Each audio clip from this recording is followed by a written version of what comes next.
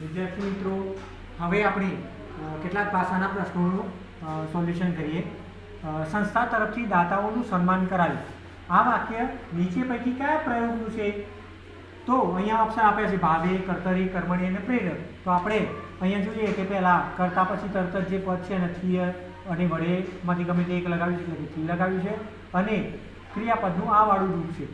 સાથે અહીં સન્માન કરવાનો ભાવ છે, તેથી અહીં ભાવે પ્રયોગ થશે. પુત્રૈષ્ણા, પુત્ર વત્તા એષ્ણા એ સાચી સંધિ વિચ્છેદ છે. ત્યાર પછીનો 98મો પ્રશ્ન છે, પડદો ખુલ્યો પણ નાટક ભજવાયું નહીં.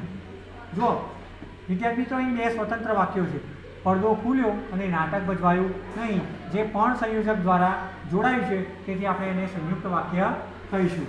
ત્યાર પછીનો પ્રશ્ન 99મો પ્રશ્ન છે, નીચે આપેલા મૂળાક્ષર પૈકી કયો મૂળાક્ષર સ્વર છે? તો જુઓ, દ વ્યંજન છે, મ વ્યંજન છે, ધ વ્યંજન છે, ઈ એકલો સ્વર છે. વિદ્યાર્થી મિત્રો, આવા એકદમ સરળ પ્રશ્નનો જવાબ આપણે આ લખવાનું ચૂકીશું નહીં. ત્યાર પછીનો 100મો પ્રશ્ન છે કે વલ્લભભાઈને સરદારનું બિરુદ કોણે આપ્યું? તો આ પ્રશ્નના જવાબમાં આપણે લખીશું મહાત્મા ગાંધી. 101મો પ્રશ્ન, સાચી જોડણી ધરાવતો શબ્દ શોધો. જેમાં પ્રતીતિની જોડણી છે પણ ખોટી છે, વ્યક્તિની જોડણી પણ ખોટી છે અને વિક્ષની પણ ખોટી છે. આગંતુક શબ્દની જોડણી સાચી જોડણી છે. નેક્સ્ટ ક્વેશ્ચન 102, કોણે કીધું ગરીબ છીએ, કોણે કીધું રામ? વિદ્યાર્થી મિત્રો, હમણાં થોડા સમય પહેલાં જ આપણે આ કવિતા કદાચ ભણી ગયા હશું. ધૂળિયો મારગ કાવ્યમાંથી આ પંક્તિ આપણને આપવામાં આવી છે. વિદ્યાર્થી મિત્રો, ત્યાર પછીના પ્રશ્ન ઉપર આપણે જોઈએ તો પ્રશ્ન નંબર 103. અહીં છે મૃદંગ શબ્દનો અર્થ જણાવો. તો મૃદંગ શબ્દનો અર્થ થાય ઢોલક. શું થાય? ઢોલક. જો બીજા ઓપ્શન જુઓ તો તંતુવાદ્ય એટલે તારવાળું, જેમ કે તંબુરો, વાયોલિન વગેરે. હાથથી વગાડાતું વાજુ, જેને આપણે હાર્મોનિયમ કહીએ છીએ, જે વાયુવાદ્ય છે.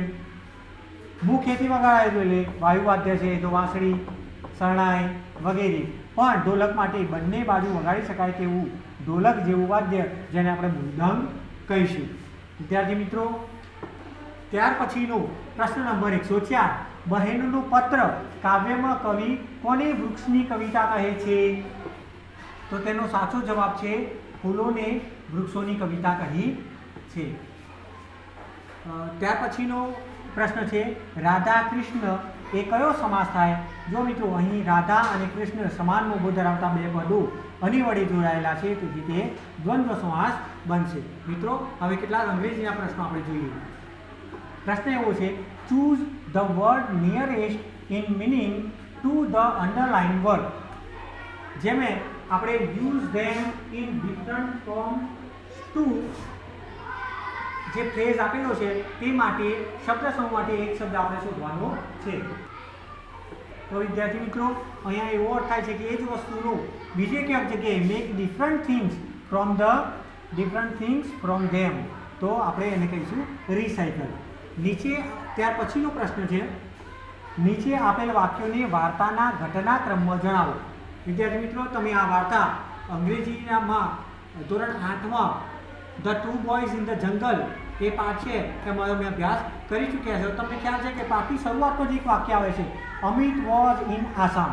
તો વિદ્યાર્થી મિત્રો, અહીં જુઓ કે 2 નંબરનું વાક્ય પહેલું આવે છે, તો એવો એક જ ઓપ્શન છે કે જે 2 નંબરનું વાક્ય પહેલું આવતું હોય, તો ડી નંબરનું ઓપ્શન છે કે આપણું સાચું ઉત્તર રહેશે. વિદ્યાર્થી મિત્રો, ત્યાર પછીનો પ્રશ્ન આપણો છે, I hope you are coming for picnic. You are coming from picnic. પછી આપણે એક્સક્લેમેટરી સેન્ટેન્સ બનાવવાનું છે. આ વિધાન પોઝિટિવ વિધાન છે, એટલે આપણે નેગેટિવ લખવું પડશે. તો બી ઓપ્શન આપણો સાચો ઓપ્શન છે, આરન્ટ યુ. પ્રશ્ન number 109, dash are you going to the zoo? તો જુઓ વિદ્યાર્થી મિત્રો, અહીંયા વેર નહીં આવે. કેમ? કારણ કે વેર એ શું સૂચવે છે? સ્થળ સૂચવે છે. શું સૂચવે છે? સ્થળ સૂચવે છે. અને સ્થળ તો આપી દીધું છે.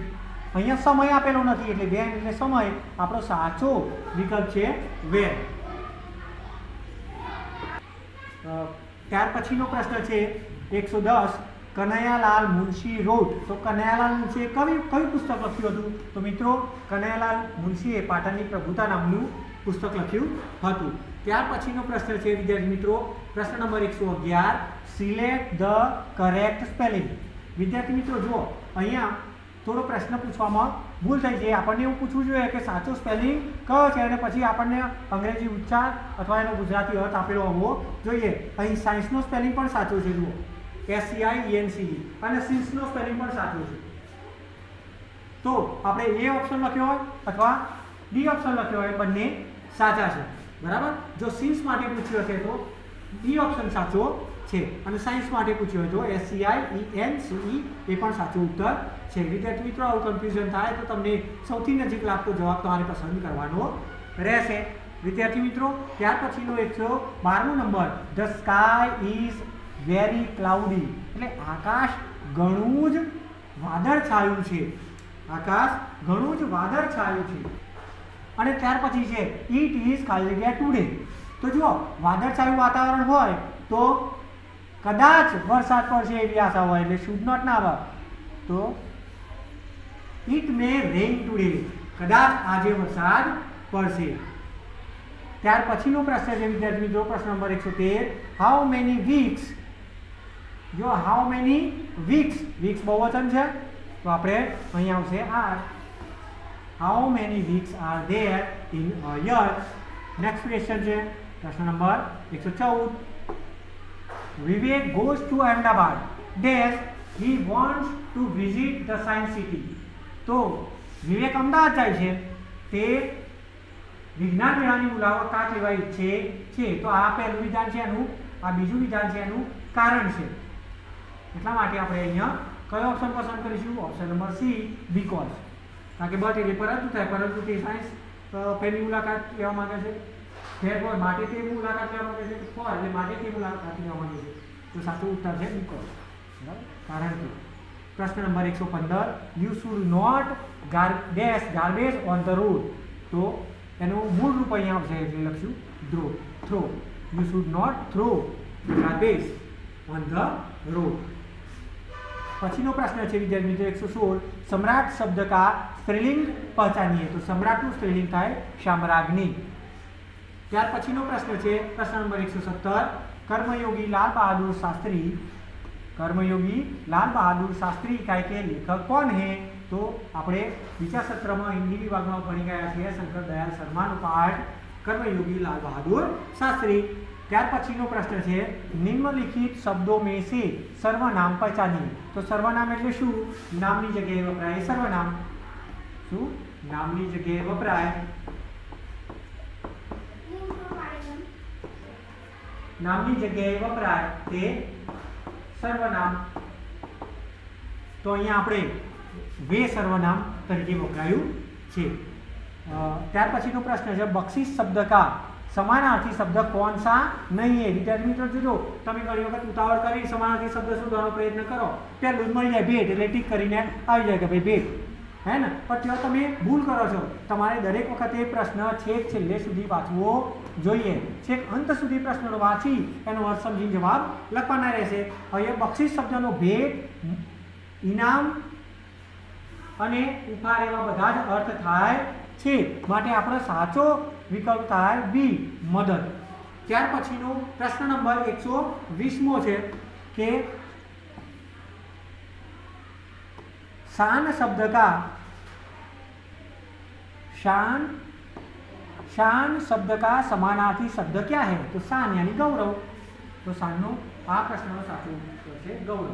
આ તો ભાવવાચક સંજ્ઞા થઈ ગઈ નહીં, બુદ્ધિશાળીનો અર્થ થાય નહીં, બાળપણ અર્થ થાય નહીં. તો વિદ્યાર્થી મિત્રો આશા રાખું તમે આ પ્રશ્નપત્રના 3 ભાગ સરસ રીતે જોયા છે, અને આશા રાખું કે તમને આવનારી પરીક્ષામાં ચોક્કસથી મદદરૂપ થશે.